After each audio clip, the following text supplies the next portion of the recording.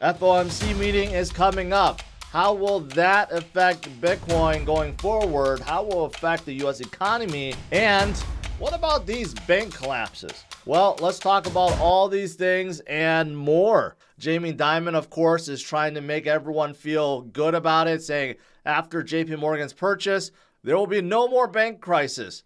It's all resolved, sounding a little bit like Jim Cramer, making a declaration that everything is okay. Is that really the case, though? Is that really the case? Yesterday, someone like PacWest,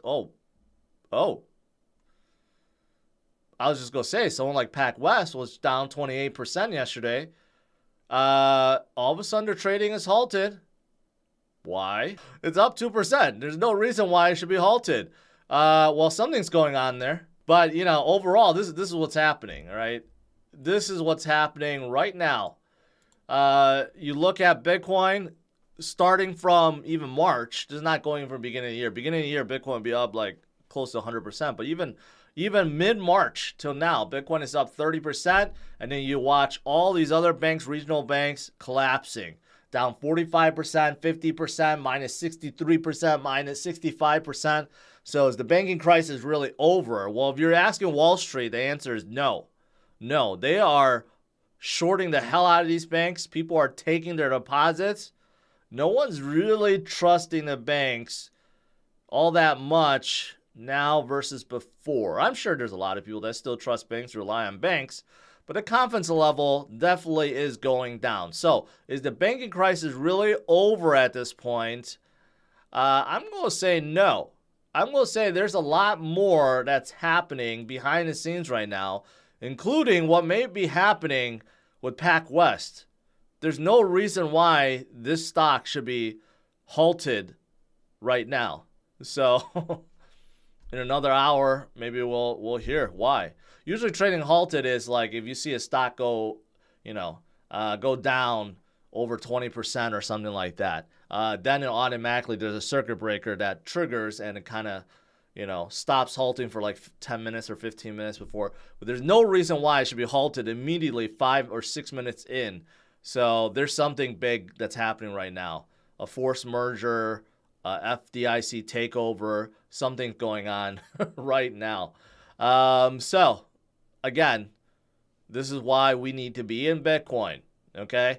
Bitcoin, you are your own bank. You don't have to worry about closures or seizures or anything else that's going on. And that's why Michael Saylor and MicroStrategy, they are winning at this point. This is a long interview, so I'm not going to play it. But Michael Saylor, he does a very good job at explaining MicroStrategy itself, their strategy, why Bitcoin is gaining confidence, right? But a lot of it has to do with banking. Weakness in banking. In the U.S., that doesn't come very often. Worldwide, yes, there's many parts of the world that you can't even get a bank account, okay? There's more people in Africa, for example, that has mobile phones than bank accounts, right? Think about that. And now they could turn that mobile phone into a bank. They could become their own bank and receive and transfer money worldwide instantaneously within a matter of minutes. Think about that. It's a very powerful network, the most decentralized network we have today. And you know what? I'm glad to see that we're getting more and more attention worldwide, but also in the U.S. as we see more and more bank weakness. While the miners that are securing the network, making the most decentralized and most secure network on the planet, well, they earned $50 billion worth of rewards in the form of Bitcoin since 2010. $50 billion. That's a lot. And that number will continue to climb because most of them have not sold off the Bitcoin that they have been rewarded with. They're holding on. So as Bitcoin gets higher, right, if Bitcoin goes up to 60,000 or even from this point, around 50-something thousand, well, then the rewards go up to 100 billion automatically, right? Most of these miners, they only sell off the bare minimum to pay for operations, but they're holding on vast majority of what they have mined, right? So these miners are not going away anywhere. And this is a great incentive for miners to continue to stay in the game, to power the network, and it's fantastic all around if you think about it. But then, inflation may stop. It may not be heading down anymore, right? And that's something that he wants to solve desperately. He wants price stability. He says that a lot. Price stability, that's number one.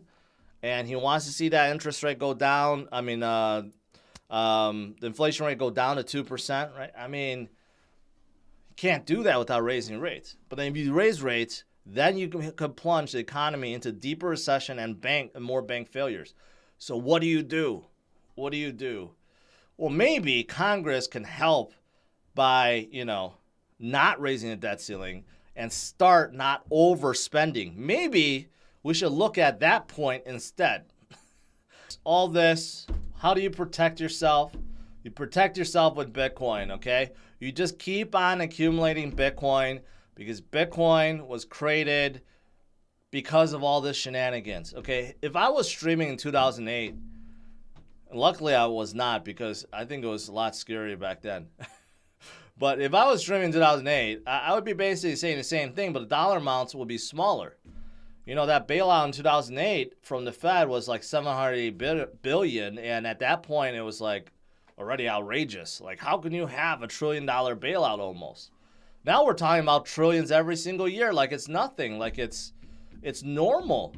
The debt ceiling is raised by $2 trillion like every 2 years.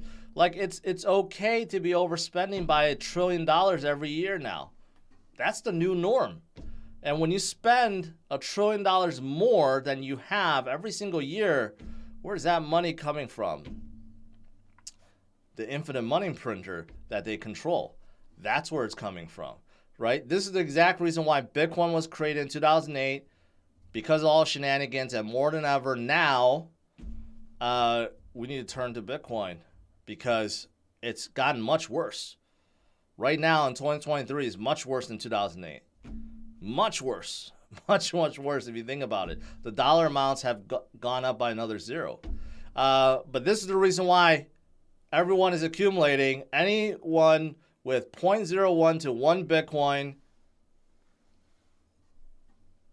going up in terms of addresses and how much Bitcoin they hold, right? Basically, it just keeps going up,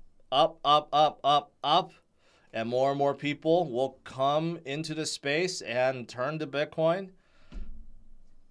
There'll be a lot more when we're in 2024, 25, when we're getting really crazy. The FOMO will hit, but in the meantime, people are learning, people are getting fed up, and that's fantastic.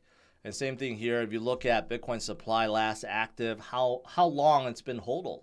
For 1 year, 2 year, 3 year, 5 years, 7 year, 10 years, right? All at all-time highs right now, despite the fact we're nowhere close to all-time high in price. Think about how powerful that is. Think about when we actually do hit 70,000 again, or 100,000, or 200,000. How marvelous it will be then, and how great the fundamentals will be then, right? A lot to look forward to.